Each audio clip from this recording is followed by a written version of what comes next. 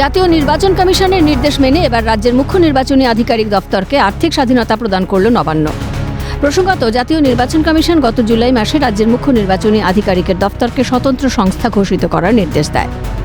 উল্লেখ্য, রাজ্যের স্বরাষ্ট্র দপ্তরের অধীনে রয়েছে সিইও দপ্তর, যার ফলে অর্থ সম্পর্কিত কোনো সিদ্ধান্তের জন্য সিইও দপ্তরকে অর্থ দপ্তরের অনুমোদন পেতে হতো।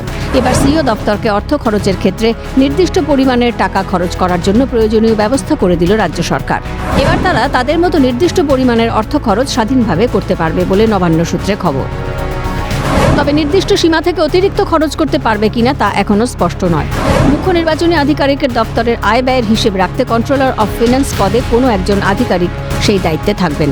তবে রাজ্যের সিদ্ধান্তকে কৌশলগত কারণে দেখা হচ্ছে। বিশেষজ্ঞদের ধারণা, এবার বারবার টাকার জন্য প্রয়োজনীয় অনুমোদন অর্থ দপ্তর থেকে নিতে হবে না। তারা নিজেরাই টাকা খরচ করে কন্ট্রোলার অফ ফিন্যান্সকে জানিয়ে দেবে। নির্বাচনী খরচের হিসেব নিকেশ করার জন্য আগে রাজ্যকে টাকা খরচ করতে হয়, তার অনেকদিন পরে সেই টাকা ফেরত পায় রাজ্য। কিন্তু স্বাধীনভাবে আর্থিক ক্ষমতা পাওয়ার পর রাজ্যের টাকা সহজে ফেরত পাওয়া সম্ভব হবে।